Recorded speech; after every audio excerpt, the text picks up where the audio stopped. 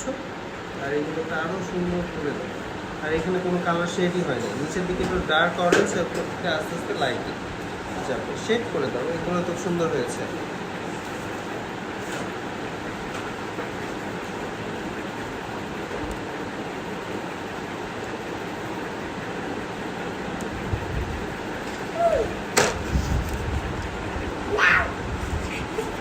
খুব কষ্ট হয়ে গেছে না?